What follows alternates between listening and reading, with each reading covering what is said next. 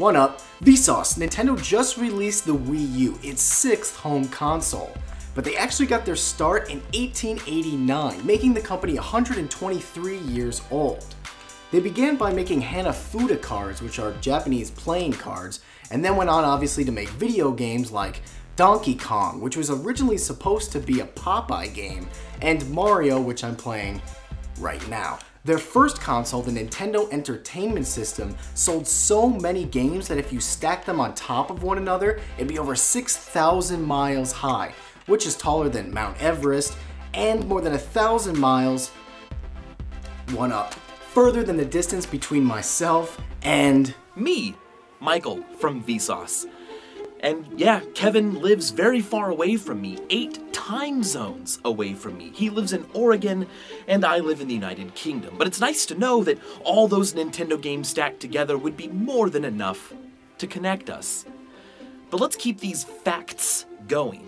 If you looked at all those Nintendo games, you would find a surprising amount featuring Ken Griffey Jr. But it's actually not surprising, because ever since 1992, Nintendo has owned a baseball team, the Seattle Mariners. But that's not the only super cool thing that Nintendo owns. They have also trademarked the phrase, "It's on like Donkey Kong." In 1982, the Game & Watch developers at Nintendo invented something legendary. The D-pad. In a cross shape, with a little shallow middle, they patented it. But according to Pocket Gamer, in the early 2000s, Nokia and Nintendo were planning a telephone. Apparently, the research and development efforts were quite successful, but unfortunately, the idea was ultimately rejected.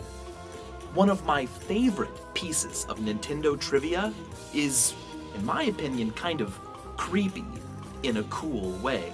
Kazumi Totaka has hidden the same simple little melody in dozens of Nintendo games, and what you have to do to get the game to play the song is often quite strange, almost like the song doesn't want to be discovered, but if given time, will show itself. When you listen to the song, it's pretty eerie. I highly recommend that you go watch a quite interesting but informative video series about Totaka's song. It's down in the description. Before I send you back to Kevin, I'm gonna leave you with something cute.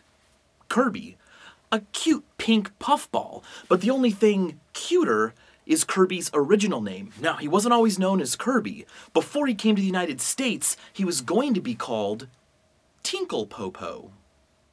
And as always,